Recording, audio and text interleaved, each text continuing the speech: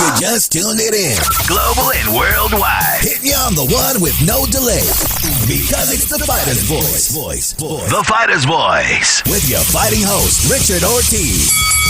And the formidable co-host, Mr. Cole Escobedo. Remember, every fighter has a voice.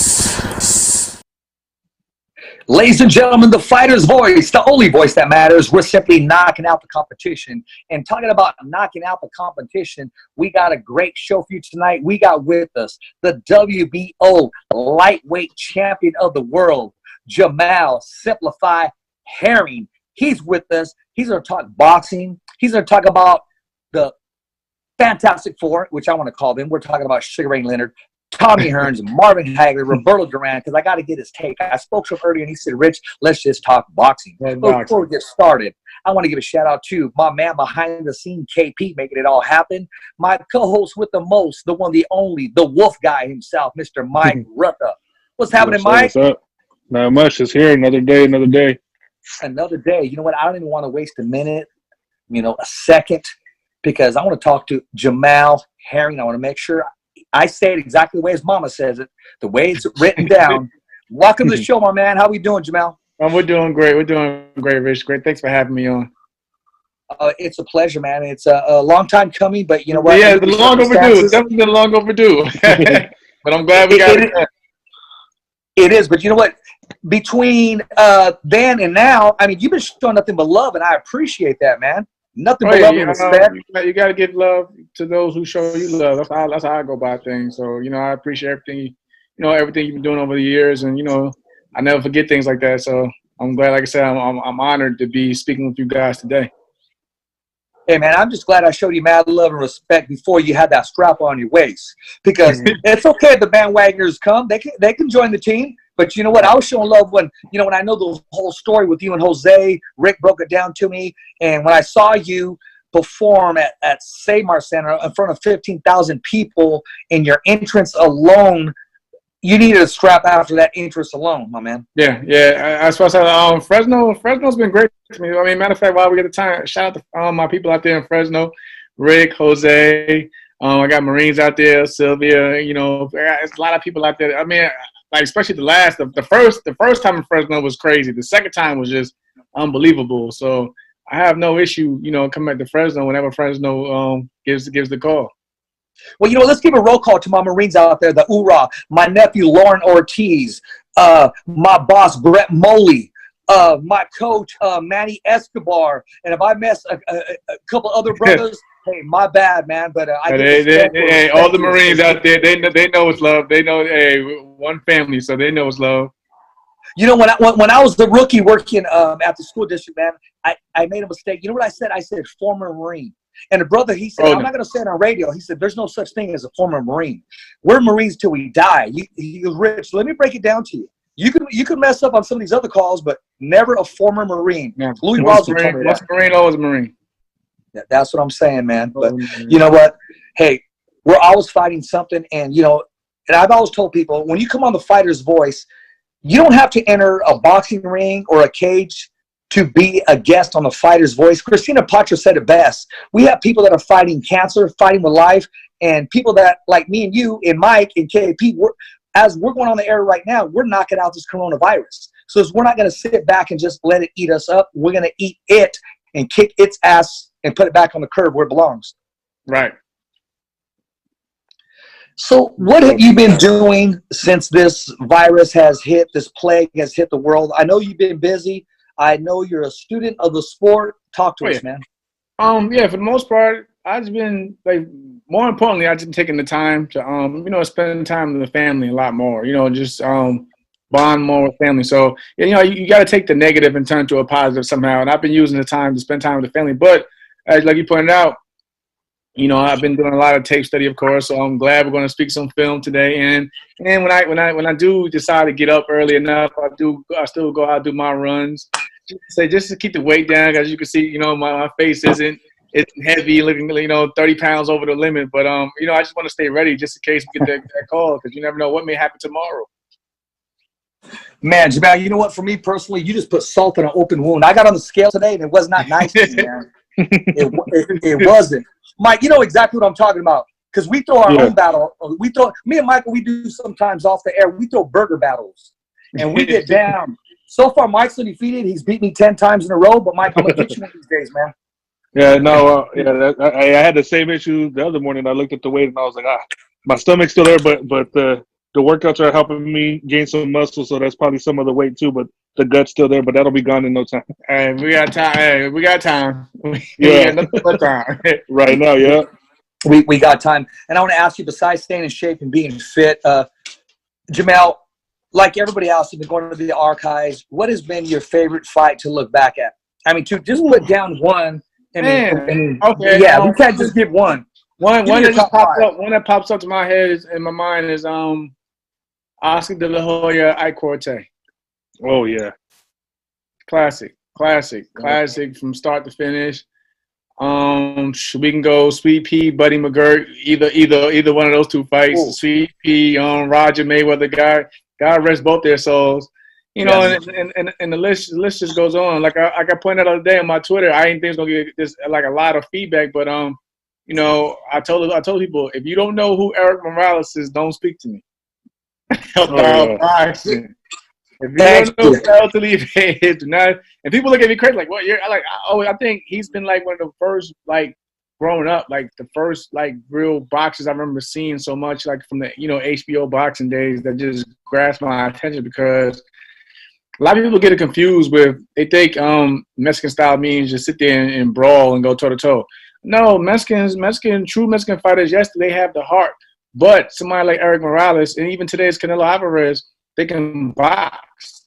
They just know when it's time to crunch down. If they have to go to war, they will go to war. But for the most part, they are a true definition of the sweet science as well. And if you look at my style, I'm all about boxing. So when I look at when I think of Eric Morales, I always got to refer to the first Pacquiao fight, 12th round, when he switched southpaw. And he didn't have to. You know, they wanted him to play it safe, but him being there, like I said, that Mexican warrior, he went out there and put on a show for the fans from start to finish. So Eric Morales will always be one of my favorite boxers. Yeah. You know, I agree with you. And there's one guy, I'm sure you didn't mean to overlook him, man, but this guy doesn't get credit for his boxing ability. And I'm talking about Julio Cesar Chavez Sr. I mean, when he was hurt in that second round in that rematch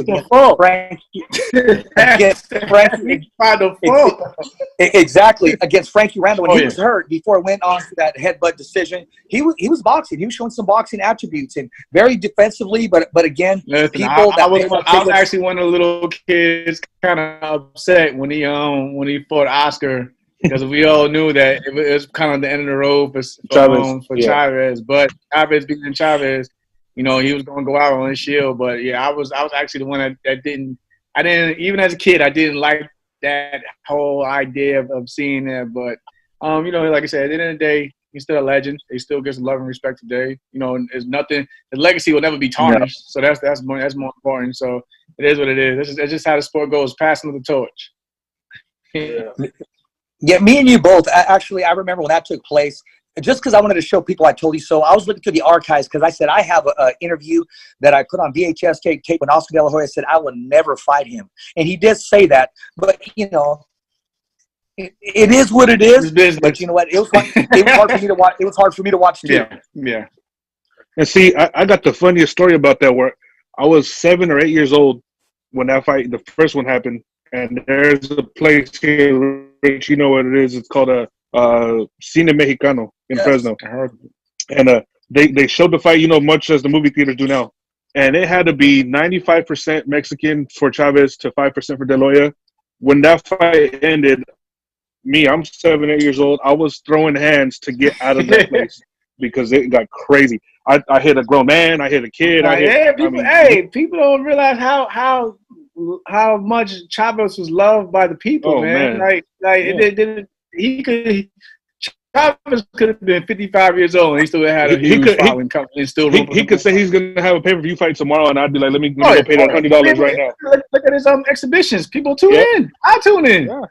Oh, yeah, that's Chavez, man. He still got it. So I'm like, man, like I said, that's a legend. And like I said, I now I gotta admit, I was the kid that was upset with the infamous fight. that Richard Steele had jumped in, but as boxing people, I'm like, man, like Chavez, man, he don't basically he taught me you can't never count anyone out until it's over. It's not over until it's over. Yeah. Man, Richard Steele, Julio Cesar Chavez and Meldrick Taylor. I mean, I remember when that fight was announced. I believe the name of it was called Lightning versus. He baited him in. I'm talking about setting traps. Yeah. The way he just baited him in, and then boom, that left hook. He just timed it. It was perfect. But Meldrick Taylor, you got to remember, he had hand speed, and one thing that he had beyond his good was his heart. Because he didn't have to sit and bang with you, but he wanted to let you know, I'm not going nowhere. Philadelphia heart. Yeah, that toughness. Very tough. It's like they said that was his greatest strength and his biggest weakness was that he was a Philadelphia fighter at the end of the day in that Chavez fight. Because he had that fight won, he didn't have to go out there, but he went out there to bang, and then Chavez just got him at the end. That was it. No, it happens. No, it does happen. It happens to the best of us. And those that I think that should go bang it out at the end kind of put themselves on reserves. And I'm talking about, and I love Oscar De La Hoya, the advice he got from Gil Clancy to just close that last round with Felix Trinidad, which cost him, in my book, the belt. Even though I thought he did enough to win, judges and people, they remember the last round. They don't remember the 2 knockdowns. They don't remember you getting stunned. Yeah, they don't remember that was a great fight. That was a great fight. They don't remember, but they don't remember those fights. They always remember the ending result. A lot of people don't take back to actually watch the fight. Like even when I look back at the Chavez Whitaker fight, I don't get confused. I don't get mixed in with the judges' decisions on that fight. I look at how good, from Pernell's standpoint, how technical sound he was in that fight. I don't get into the whole it's robbery, this and that. No, I actually enjoy just watching the fight and seeing how it played out. So that's what people need to start realizing. Also, like, don't get so tied up into a decision that you may be against. Enjoy. There's nothing wrong going back to enjoying a good fight for what it was. No, exactly. And Pernell put on a masterpiece of Picasso. Talk about boxing 1A. And you know what? Julio, I've always had respect for him. He had respect for him and his boxing skills. And one thing about Pernell, man, he'll sit there and bang with you. He'll give you a boxing lesson, but he'll hit you with that left hand. He'll dig in the trenches once in every while. Yeah, he will. That fight before De La Hoya where he had to win by knockout to get that De La Hoya fight. Oh man, he. He had to put him through the ropes. He hung. Yeah, oh my God, that's one of the most vicious. That was one of the most vicious beatings I've seen. He was down. He was down. It was over, and he came back, and oh man, that's still one of the worst ones I've seen. I mean, he had the guy just hanging over the ropes. Out the dry. Jamel, knowing what you know, and we're talking about the early stages, you're a former Olympian, which I forgot to mention off the top of the show. What exactly do you see in today's fighters that you didn't see? Well, let me tell you this. What did you see in your era, and you coming up as a fighter, that is missing in today's fighters? There had to be something there. When I was growing up to today? Exactly. I'm talking about you appreciating your. I'm talking about. Let me interrupt you real quick. I'm talking about you appreciating your first pair of boxing gloves as opposed to today's fighters. Oh well, hook 'em it's not red when it should be blue, or hook 'em it's not green when it should be. And when you had your first pair, you were just like, "Daddy, I got me a pair of boxing gloves." Yeah, I remember my mom took me down to get my gear, and my first pair of gear had some gray Asics.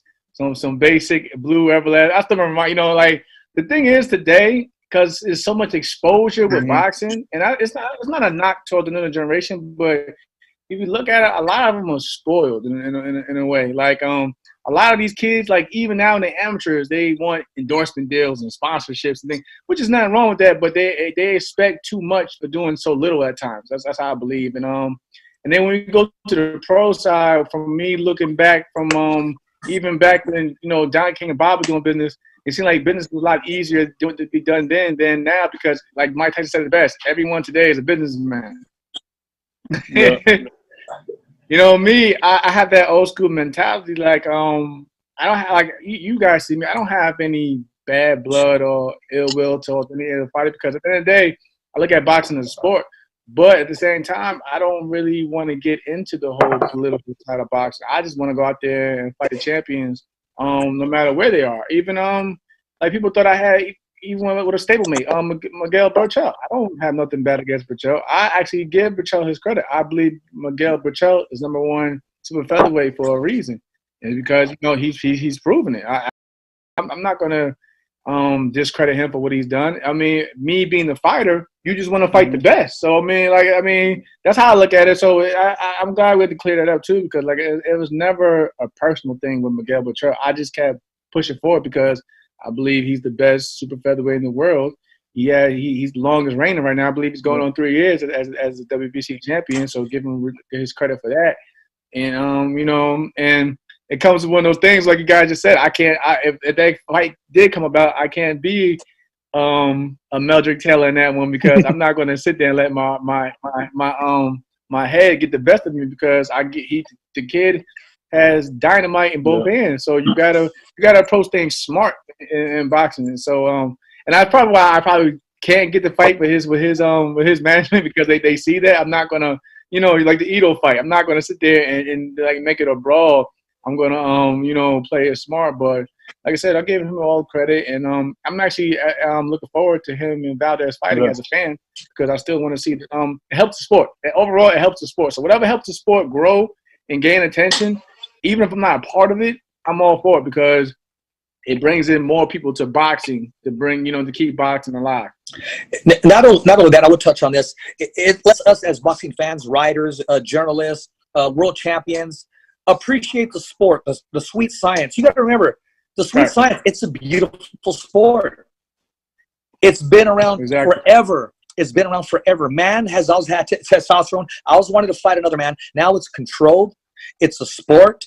I've always believed in outthinking your opponent, but at the end of the day, you got to sit down and grind your teeth and let them go.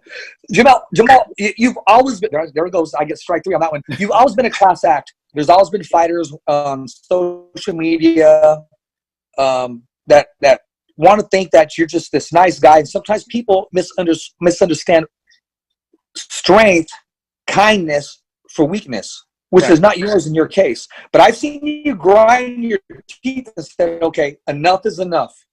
As if to say, okay, you know what? I got to let you know who is the champion.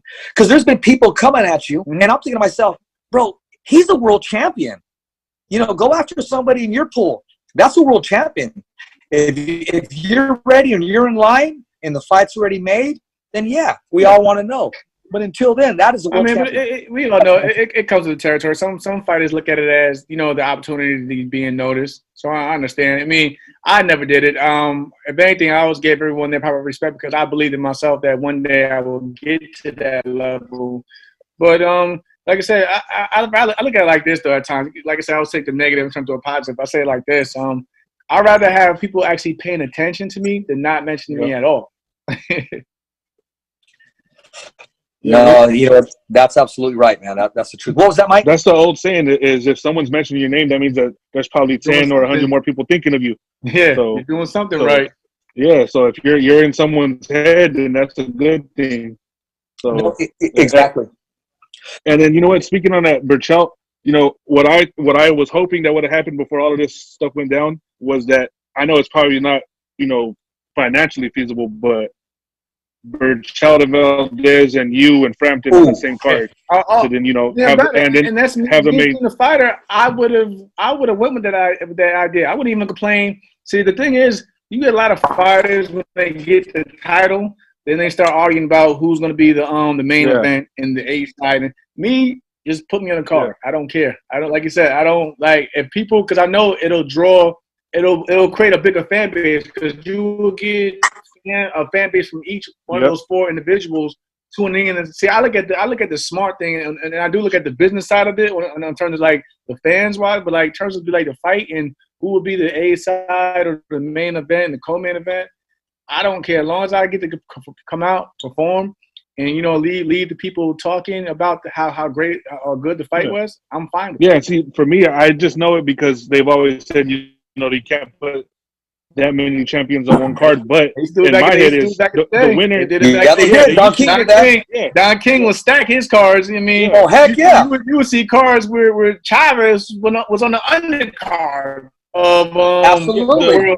So they used Yeah, to do it. that rematch card. That rematch card that Yeah, that was like 5 title fights. Yeah. Oh, absolutely. That card was insane. I was actually there. I was there for the press conference, the weigh-in, and everything. And I want to talk about that. I mean, I want to look back at one card, and I'm talking about Zuma Nelson, Jesse James Leja. I mean, we're talking about the professor himself. Just being around him, watching him work out. I mean, he kind of got overlooked because of the weight class he was in. Frankie Randall was so focused. He was actually, here's what it was. Maldrick Taylor, no, I want to say Maldrick. Hector Camacho was supposed to be on the rematch card, but Julio took that loss, so they made the rematch between Julio and Frankie Randall. But that whole card was stacked. I didn't mean to interrupt you, Mike. Like I said, that's 5. You said you pointed at 5 titles. Yeah. 5 you can't even, today's where you could barely get 2 without an issue on the card. And you know who's the opening fight on that one on the rematch? See if you remember that, guys. Do you remember Ricardo Lopez was the first fight on that one? Benito, exactly. Yeah. Yep. But see, the reason I say for that one, if they would have put all 4 of you on the same card is, yeah, you know, they might say financial, this and that, but at the end, the 2 guys that win going into that next fight, like the winners fight the winners, that's going to be way more money. And it's, as you said, it's thinking smarter, because then that money is bigger than the rest of it. So it's crazy. But I that was just my thought. I was like, oh, if they put these guys on the same card. One card one of these days. Jamal, I seen him talking to you on the undercard of no, I was there during that week. Of course, I talked to you, Deontay Wilder, Tyson Fury. I was there where the press was at, and Bob was talking to you, and he let he didn't care who else was around. He was focused on you, and you said, okay, but I got to make sure this, and I got to make sure that. You were standing your ground. You took as if the manager position, the agent position, and said, okay, I'm interested, but this needs to happen. I want this to happen. And then he said, make it happen. Yeah. I wasn't hustling, but it was right there in front of me. You know, because like I said, Bob, you know, he's been around many great champions. So just to like him even acknowledge me and pull me, like you said, pull me to the side that day and just talk. I'm still at awe, because like this guy who you know, promoted Muhammad Ali, you know, in the great 4, you know, middleweights of the 80s and so on. So but yeah, like with like the reason why I have a good relationship with Top Rank, because I don't give him any issues. I don't make a big fuss about things. I don't pull the whole diva card. I'm still the same guy they signed from, you know, back in 2018. And all I want is like, as long as I have enough time to properly prepare and things are on fair grounds, I don't care what the fight's out. You see the Frampton fight. I didn't pull the whole I'm the champion. Of course, I wanted to fight, him from bringing the country over to the Garden. I wanted that, but when Top Rank pulled me to the side and said this would have made for a bigger scene and made more sense. All right, whatever. As long as we just give me the date. Just give me the date and I'm there. I'm not gonna argue. I'm not gonna argue about who gets this, who gets that. Hey, just as long as we have everything's on fair terms, I don't mind traveling to wherever the people, the fans, they want to see you fight, because they don't get a lot of sporting events over there in Belfast. So if I could be a part of history, I'm all for it. I tell you one thing that you should have gotten when you were in Fresno, California. You should have got credit for that knockdown. Yeah. You got the victory, but come on, man, that was a knockdown. It was a check hook. It was a check hook, and there was no feet tangled. No. It came Muhammad Ali. That fight, that was a good fight. That was an anchor punch. Yeah, shout out to Lamont Roach. Yeah, shout out to Lamont Roach, because, like I said, he caught me in the 11th round with a good shot, but as a champion, I had to just bite down, recover, and go out there. It happens in boxing. I could have let it, shake me up mentally, but I was like, no, let's just go out like a champion and play it smart. But I enjoyed. Like the atmosphere was crazy. It was a good fight. It felt good. Fighting a young, hungry, undefeated, contender. But I told them whenever they wanted me to come back to Fresno, sign me up. Oh, we doing it. And matchmaker Ricardo Diaz, man. He gave you full credit. I mean, he had his fighters back from the get-go, but he recognizes a class, and he recognizes who was the better man that day, and gave you full credit. And shout out to Roberto, man. He's a class act, and he's also been on The Fighter's Voice. Yeah. I mean, what's one thing about people look at it funny, but I have a good relationship with everybody from even on the promotional side. You know, Eric and them at Golden Boy, I fought them their cards when I first turned pro. So you know, I've kept a good relationship with them.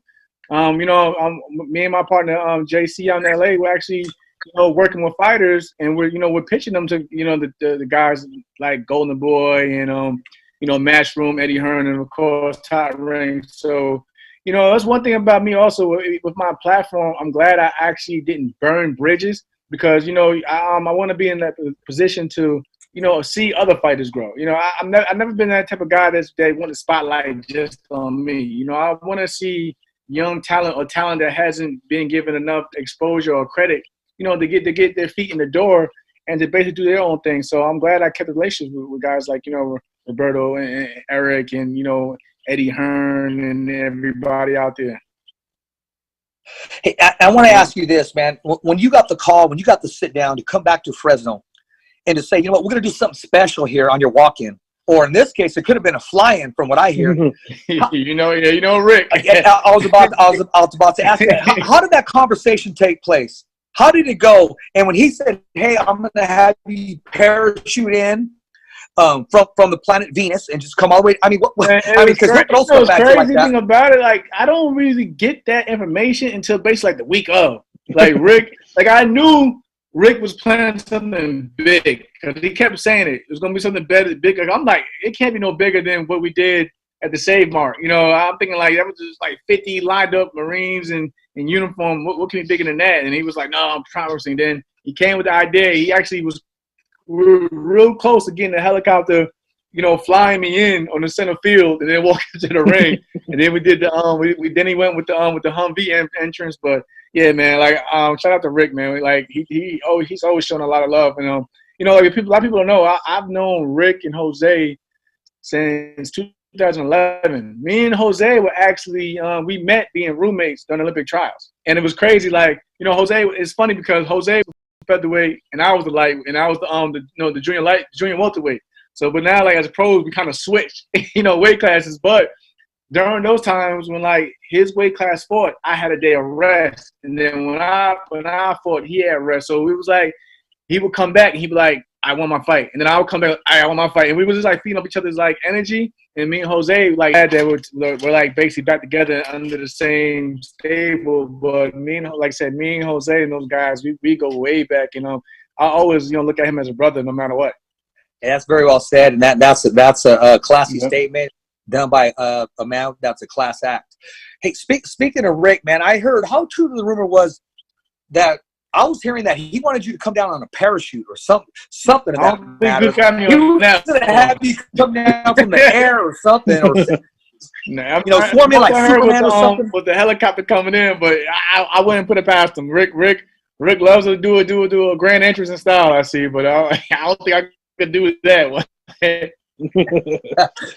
Hey, after hearing this, he's probably going to put that on the agenda. That's going to be next. He's probably going to give you in the whole bit. Trust me, he's already reached out to me about a week ago with another idea during this whole coronavirus situation. But Rick is always working. The mind's always churning. And he's you know, he's preparing for me to return back to Fresno. So I wouldn't be surprised if I'd be back sooner than most people think. He's gonna have you in a hazmat suit like Ant-Man. Yeah, with a gas mask and everything, man. Well, if it was up to Rick, he'd probably borrow Jose's body and get in the ring with the Regis Pro Grace, because they're always going back and forth. Oh man, constantly. Yeah, and I think that's the one like crazy part, like you guys putting out being like the good guy in boxing, because I have a relationship with like everybody. Like, I know Regis, I know Bud Crawford, I know Errol Spence, I know more. So all these guys that I know basically have like, you know, and I fought Josh Taylor. Me and Josh became friends after we fought the amateurs. So like you know, that's another one. So it's like, I don't know. That's why I don't really get into it with the fighters, because like I said, it's I look at how, like, the best way I always tell people when you look at Kobe Bryant and Jordan, they was competitive. They was on different teams, but at the end of the day, it was always mutual love and respect. So that's how I look at some of these. That's how I look at some of these fighters in boxing. Like, sure, maybe, you know what I'm saying, we could probably get in the ring and face up each other someday, but at the end of the day, you know, we could just hug it out and embrace each other when it's all said and done, and then, you know, be like the legends. Like today, when you see who'd have thought 30 years ago you'd have been seeing Roberto Duran and Sugar Ray Leonard, you know, hugging it up and laughing every time they see each other. You know, you wouldn't think that back then, but if we could be like that down the road for fighters, you know. Hey, and another one, think of Morales and Barrera. I mean, they threw hands at a press conference, and now they're hanging out. You know what? I during that time I was not the biggest Barrera fan. I respected him, but you know, like I said, I was all Morales, and I watched all three of those fights closely, and I was just like, Barrera won the battle. But like I said, at the end of the day, Morales still paid his own legacy, and you know, just being they all did. You know, Juan Manuel Marquez is another one of my favorites that I enjoy watching because he's more of the you know, he didn't get at the time. He didn't get the same exposure and credit until later on. Very well said. And even without the victory over Pacquiao, he's still, in my book, he's done enough, you know, to be claimed, you know, to be a Hall of Famer someday anyway. Because he was just he was very patient. He was a counterpuncher. But I think one of my favorite fights to watch is with Diaz. Juan Diaz, yeah. And yeah, Juan Diaz, and he had to fight. Yep. He had to fight back because Juan Diaz was younger. He you know, so he was all offense. And he was a bull.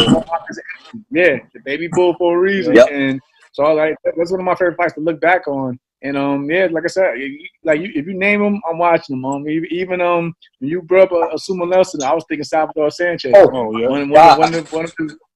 He could have been in my he's a legend from what he left off at, but I always think back like, man, imagine if the tragic accident didn't happen, how great he would be.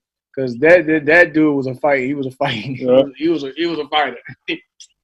Yeah, he had those two wars with Little Red Lopez, Danny Little Red Lopez. Hey, but I will say this: I don't see Marvin Hagler and Sugar Ray Leonard playing checkers together anytime soon. Yeah, I don't see Marvin Hagler playing anything with anybody anytime soon. Marvin Hagler is Marvin Hagler to the end. Yes, sir. You gotta love him for that. You know, Marvin Hagler got a victory, a huge victory over Tommy Hearns, but I don't think I'll see them playing a game of poker or goldfish together no time soon. No time soon. Okay, I'm going to put you on the hot seat, my man. You're getting ready to suit up right now. We got a time machine, okay? I'm going to give you any corner you want, whether it's the red corner or the blue corner. We'll say we'll give you, what corner you want, red or blue? Doesn't matter. If we're going back in time, I give my respect to the guys that paid the way, so give me the opposite corner. Okay, well, you know what? Right now, I'm going to give you the red corner. All right. Now, fighting out of the blue corner, anybody in your weight, either 10 pounds higher or lower, who would you love to share the ring with? As if to say, when it's all said and done, my gosh, I share the ring with this guy. Robert Garcia. Ooh. Robert Garcia at one. Robert Garcia, he's another one. Like I love Robert. Robert's a good guy. I went to the gym a few months ago to do a shoot. They showed a lot of love out there. Robert Garcia. I always speak about Robert Garcia fights. I mean, because even though he came up on a short end of some great fights, like one with Corrales or whatever. Yeah. But watch that fight though, and you see how relentless he was in that fight. You know, Robert would have been. He was I always say this, and I don't knock my generation. You know, because like I said, even with the heavyweight division, I say in the '90s of the heavyweight division, just in the '90s alone, there was a lot of B-side guys that could be A-side guys today. Thank you. Like the Frank Brunos and those guys today can get Bernie Shavers. I'm telling you. So like I think back then when boxing, even though it was, you know, they were making money then, but like a lot of those fighters still was trying to, even champions was still trying to grind to get that paycheck. So I think that influenced a lot of that grit and determination back in those eras because like they said, boxing is the poor man's sport, and those eras really proved that. And I think that's like, you know, a lot of these guys have families, so they was going to go out on their shield to get what they need, you know, to provide for their families. Unlike today, it's like you look, the young, you know what I'm saying, the prospects is getting paid way more than guys who are well established with 20, 30 fights 20 years ago. Yeah. So it just, like I said, it's crazy how boxing, I mean, of course, you want to see fighters being taken care of, but at the same time, I still believe that some fighters still need to earn earn not only that respect, but earn their place to be, calling out world champions and saying and claiming this and claiming that and that and the third. But that's just my opinion. No, very well said. And I want to talk a little bit about Robert Garcia. We're talking about a man who is down to earth, one of the, if not the best trainer right now in this era, being able to make that transition from fighter to trainer, down to earth. Every time that I go down to Riverside, he's opened up his doors. And I remember the first time he said, hey, whatever you want in here, bro, this is your house. So I respected it and took care of it as such. And I'll tell you, man, iron sharpens iron. You got some monsters in there, not just working out together. You got them sharing the ring together. I went there just for a photo shoot. True story. Went there for a photo shoot. I'm already getting called out by 115-pound fighters. That's the crazy part, man. Like, hey, what are you doing here, Jamel? I'm like, I'm just here for a shoot. Hey, do you want to spar? I'm like, well, I'm here on business today. But yeah, man. That it was during the time too when Jose was training. He was training for his fight before he got canceled due to the virus in China. But but man, they was in there. I mean, fighters who didn't even have nothing lined up were in there training like they had their own title fight coming up. So you got to give credit to that. Exactly. What ring were you doing the photo shoot in? Was it in the Adidas ring or was it on the other side? I did them on both. It was a 2-day shoot, okay. So I was on both sides. But I made sure on the day one to stay on the other side away from the guys because they were too big. They were trying to get me in the ring for something else. But I was like, let me just stay over here. But today they handle business. Hey, man, when they see a champion walk in there, man, they just want to be a piece of it. They want to be a part of it, man. I respect it, and I respect that because I wasn't coming in there as a saying Joe Schmo. So at least they knew who I was, and because I've been through that the same process. I remember coming into the Terrence Crawford camp for the Ndongo fight as a sparring partner. Of course, I wanted to get in there with Bud because at the time Bud was being considered now still is considered one of the best fighters in the world. So we always want to iron sharpens iron, and I'm so grateful to be a part of that team now because I feel like Beaumet, Red Spikes, Isaú Dieguez, and the rest of the gang, Jamie Belt, perfecting athletes, Paulina and everyone over there. They've done a tremendous job of my career, and I think for the most part, when you get with camps like that and gyms like that, you as a fighter, you already know for the most part you have the heart, you have the determination. But I think when you get it around a circle like that, you become more mentally strong because when you get in the ring, you feel like I covered all bases in camp. I should be all right where I'm at. This should be the fun part. Instead of getting into a fight and you be like, well, did I do enough in camp? Did I cover everything I had to do? But when you get around great people and in a phenomenal team, you feel like you're pretty much invincible and you're real confident going into the fight. You know what? You talk about team. I have the privilege and the honor to be allowed to follow you back right after your victory in Fresno, California. And you can feel the love and appreciation when you walked in there. And your fanfare was there, your supporters were there. And most of all, I'll say something very important, beyond trainers and fans and supporters, your family was there.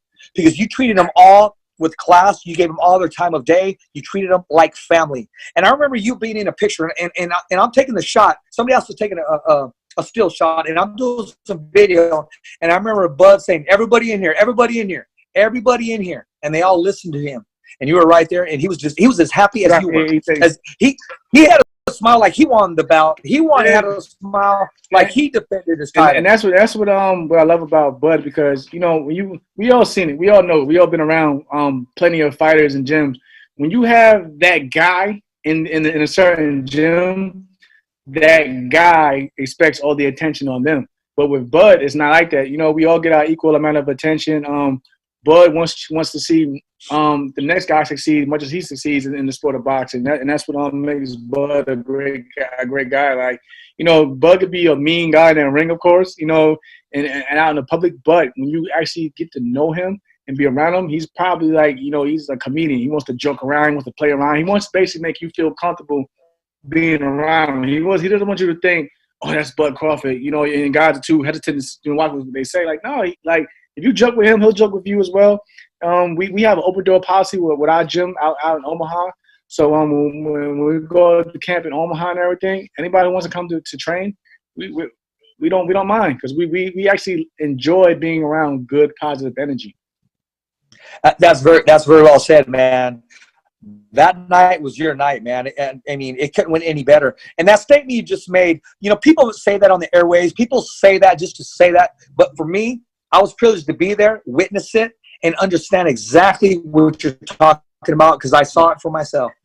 Right, thank you. Yeah, it was a great feeling. Even like, you know, it like sometimes in a fight, you always look at you come at the fight, you like, even though I won, I was like, man, I wish I could do this. But like, they put me to the side, I was like, nah, man, you did good, champ. Hold your head up, you know, because you like as a fighter, you always expect more out of you at the end of the day. Like I think I'm probably my hardest critic on myself. But like with those guys, when I came to the back, like you said, they all put me to the side, they all embraced me. Everyone was happy. Like I said, my siblings were there.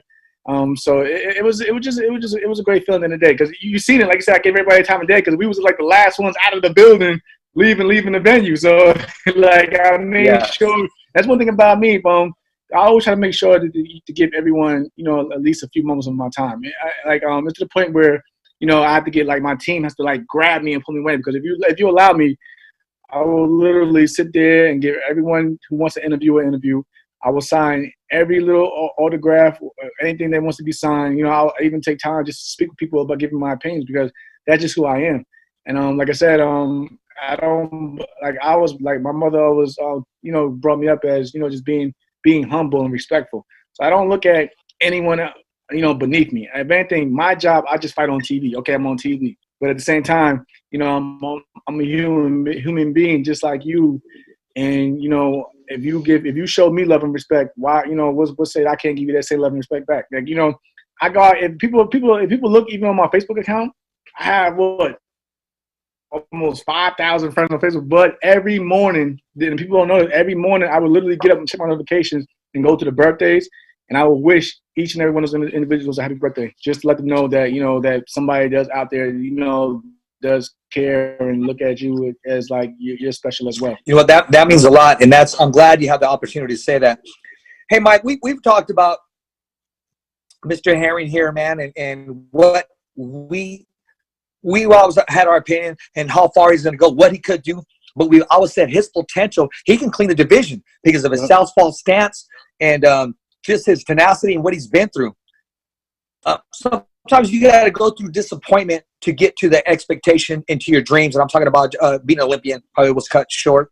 But right now, where you're at, Mike, who would you like to see the champ share the ring with? Well, obviously Frampton, just because that's been talked about now for so long. But if there was one specific fighter, and it's going to be the same as I said last week, I would love to see Santa Cruz. And I love Leo too, and I would love to fight him too. Leo, you know why I respect Leo? Because Leo was showing me love when I was at a prospect level over there at PBC. Even before PBC really even brought up, you know, like I said, at one point in time, Al Hammond, we were Golden Boy. You know, so you know, I've been around Leo, but I would love to share the ring. See, like guys like Leo, you know, I would love to share the ring just because of what they've done in the stature they have behind them. Like the guys, multiple world titles. Like I don't care. Like the same thing. I don't care if I'm the B side. I mean, it's a big fight. People's unification. Anybody's gonna tune in, but I would love to fight. You know, guys like Leo. You know, I think one fight that would be hard for me to do at the division, and it's because I love him so much, like a brother, is JoJo. Yeah. You know, that's why I didn't say JoJo. That's why I didn't say. I know how that is. Me and JoJo Olympic teammates. Me and JoJo, like nobody knows the story. Other people know the story except for you know, my PR rep, Julie Goldsticker. But I never forget me, JoJo, and Terrell Goucher, Vegas. It was during the Pacquiao Bradley, the first fight. The whole Olympic team went to that event. And, you know, like me and JoJo been so tight. Like we almost got like a few guys trying to test us out there on the strip. And you know, JoJo being like, you know, like I said, the little brother, he was down to fight, and I was like, we didn't get in trouble, but like, yeah, man, like me and JoJo, we just been so tight since then. And like, I you know, I reached out to him when he won his title because, like I said, I know what he's been through. I know his father. Personally, and you know, I'm happy for them. But I mean, it's like one of those things. Like if it was a fight that people wanted to see, I would look at it, but I think that like out of all the champions, that'd probably be the hardest one for me to do. Yeah. You know, And, that's the human part of you. Yeah, Yep. that's it. That's all. That's all. Yeah, like some things are, to me, some things are worth more than just money in business. Yeah. You know, and like I said, I had a good relationship. I've known him since she teenager, JoJo. You know what I mean? So like, and JoJo's always been a straight guy since day one with me. But like that like I wish him nothing but the most success in his future. And I'm looking forward to seeing him getting back in the ring. Yeah, JoJo's a good dude, man. He's funny. He had last year when who fought in Golden Boy's card over the summer where Ryan Garcia was supposed to fight. Right. Who's that guy that Shakur beat Joet? Joey. Yeah, I actually I ran into JoJo out there, and I was talking to him when Joet started talking, and he looks up at the screen, and he looks up there and he goes, "Man, he looks like a fucking walking mashed potato or something up there." And I was just like, "Damn!" But he was pissed looking up at the screen, and then he turned around and just started talking to fans, and his mood changed. Yeah. But I was like, "Oh, JoJo's one of those dudes that when it comes to go, it's time to and go." it's crazy because cool. I'm used to seeing JoJo the night. Like I'm not saying he's always humble, Yeah. but like when I see him get that mean streak in him, it's rare because like I said, since I've known him, he's always been that guy. Like you said, always smiling, good, easy going. But like when you poke him enough, he does bring that dog out, especially in that ring. But yeah, man, I'm happy for him. I'm actually just happy being the Olympic team captain, even though the men we didn't medal, but shout out to girls like Croatia, Shield, and Esparza. But like I'm actually happy to see how many world champions that class has produced. I was actually going to talk to you about that. That's one of the things that you guys didn't medal, but you guys have pulled so many world champions from there now. Yeah, or at least four titles. Like guys like Terrell Goucher for Laura for the title. Dominic Brazil at least for the title for the heavyweight title twice. So if we didn't like Hunter's still there. Yeah, Hunter, he's climbing up there now too. He's finally getting the exposure that he deserves. So like if we didn't get that title, we certainly are world contenders from that class. So I'm just happy for all those guys. You know what happened to me right now, Mike? I'm the host of the Fighter's Voice. I got Mike co-host, but when I see great content going back and forth, I become a fan. I'm just like this. I'm listening to these stories, brother. I'm going, damn, this is a good show. That's why I said, man. We just talk boxing. It just flow for me. It just flows naturally. It doesn't feel like an interview. It feels like just friends talking about the sport they love and enjoy. Thank you. That was very well said. Actually, I'll take that as a compliment. Luis Ramirez, Jose's brother, and we interviewed Jose on the Fighter's Voice. He said it was just like you guys were talking in the garage, friend on friend, and he almost told me who shot Kennedy, and I almost told him who dropped the glove at OJ's glove. I mean, we got in depth, we got in deep. Right. But I will say this, and I do want to ask you this, Jamal. Who do you have? I know who you have, but how do you see the fight taking place between Maurice Hooker and Regis Rigaru Pro Grace? Oh man, okay, that's because Maurice is now he's a stablemate in my gym, and Regis is my boy. But I always give my honest opinion because like I said, I feel like it's a winnable fight for each individual, but. They have to obviously play their cards right and bring it in and be smart because I feel like if Mo actually uses his natural attributes like his reach, because Mo can hit also, but he likes to get like say Mr. Taylor at times. He likes to get in that dog fight and want to bang it out and give up his height and reach, and that's where Regis is real slick at on the inside because he gets real defensive and real slick in close quarters and he can shoot them back. But I feel like I said, Mo has to box. He has to box. But Regis has to, bring. It's hard. It's hard to change a fighter from what they love and do. So Regis has to basically go out there and try to pick that fight and make it a fight instead of a boxing match. Because like I said, when Regis fought Josh, when they was getting on the inside, at times Regis was getting the best of them. But when Josh, took a step back and started using his range a little bit. He made the fight a little bit. He spaced out the gap on the cards between those two. So, like I said, Mo definitely has to use his natural attributes and be smart. And like I said, but Regis has to go in there and be Regis and just you don't even stay in his chest and you know, use that in that his power as well. I agree. Mo has that right hand, that one hitter quitter that'll make you respect, that'll hurt you, so he can go to the body and do what he needs to do. Right. Yeah, Regis is just a different Yeah, animal. he has to set it up. Like, there's no, don't rush it. Don't rush the shot. Yeah. Set it up. You know, be patient. It's gonna be there. Like he did against Salcedo. Yeah, even like when he fought Jose, when he decided to just take a step back from Jose and actually use his reach and range. You know, he got a few good shots on Jose as well. But it's every time he get in a dogfight, and I personally, you know, I've been in there with Jose. You know, I sparred him. Olympic training camps and everything. I've been in there. I know how like Jose when he gets.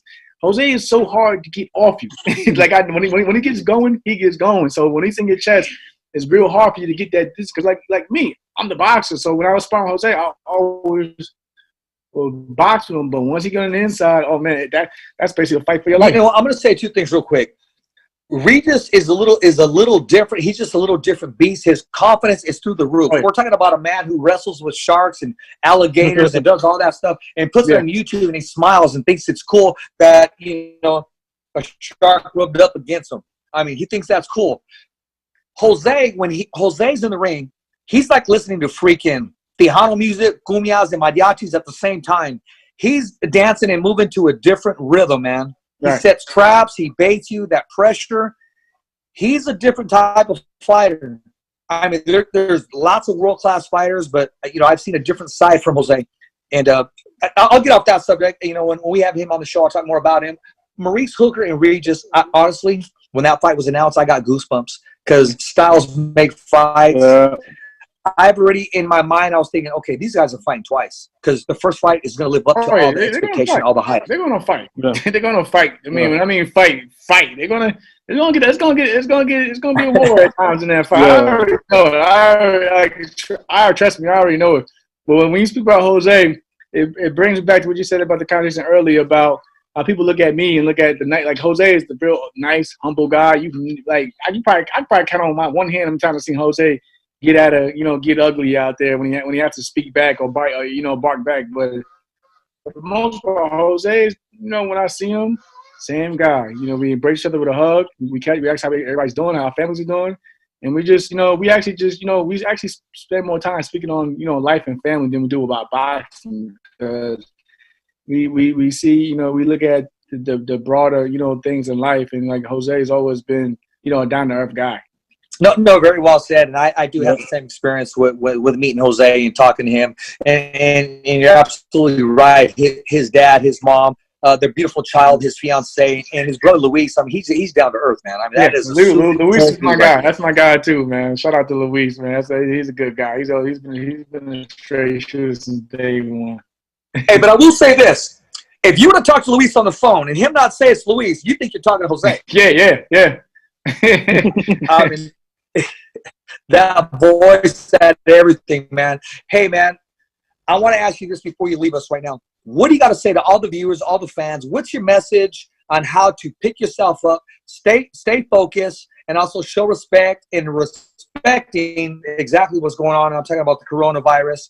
Yes, life does go on, but we do respect its cause, and everybody that's been touched by it, both mentally, physically, and even spiritually, because it brought a lot of brothers and sisters to God. I'm gonna keep it right, man. I'm gonna keep it real. What's your message to the world? Like I said, you know, it's not over. It's not over. You know, I just tell people just keep their heads up for the most part.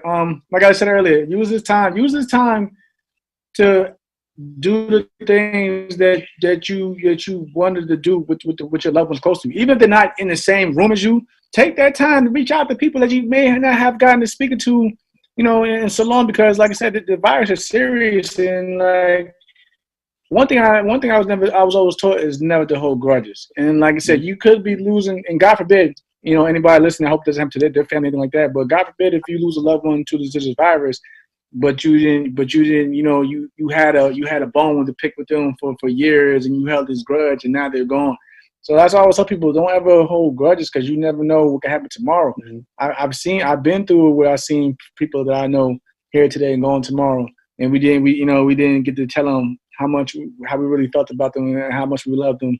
So, but on the other side, like I said, just just enjoy your life. You know, it's because we're quarantined inside doesn't mean you still can't make the most of your life either.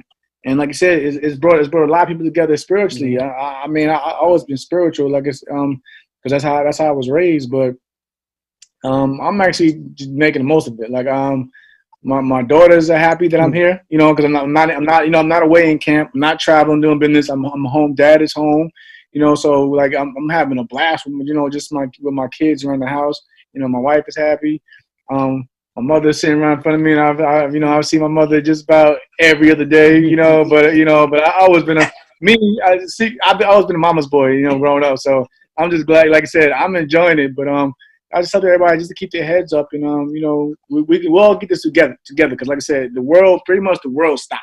So it's not like just like one state is under under house arrest. No, the whole world is going through it. So like I said, we just, you know, this is the time for people to come together as one. You know what I'm saying, and just fight the good fight as us Marines. There you go. Hey, KP, hold up a hand. How much time we got? Hold up a hand, KP. How much time we got left, KP? Okay, cool. Hey, speaking of your kids being around, you better hide that Apple Card. Oh man! Oh my God, Apple Card. Or give me some access, my brother. daughter is Hey, can I order some Jordans? Man, true story also, another story. My daughter actually, she's like, you know, kids today, all of them on a device. Yes. Whether it's the laptop or the iPad. My daughter asks her mother one day, Mom, what's the street address again? Her mom's like, why? You know, my wife was like, why?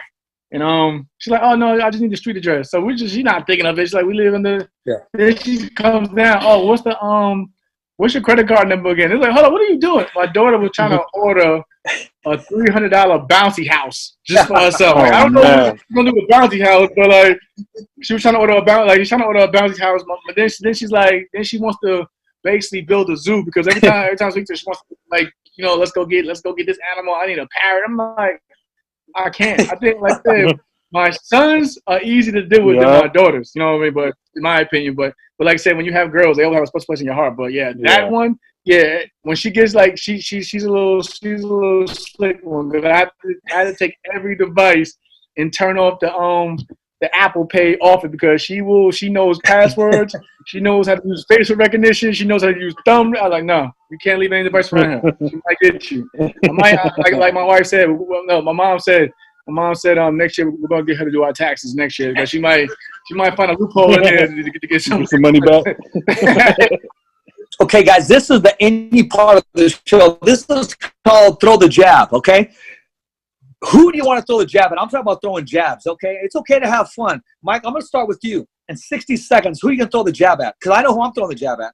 I mean, you got your pretenders. You got your guys like, dude, really? You're doing this right now? Or you got your guys calling you out, like Jamal, and you're saying, really? You're going to call me out, bro? You haven't even won 10 fights yet.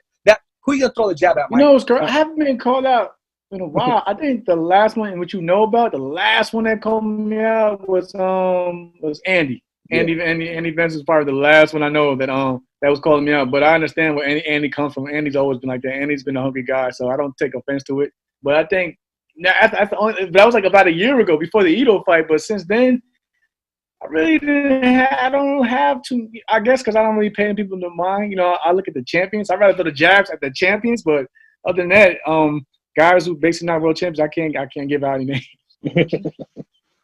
There you go. Mike, who you throwing your jab at? Whoever, honestly, man.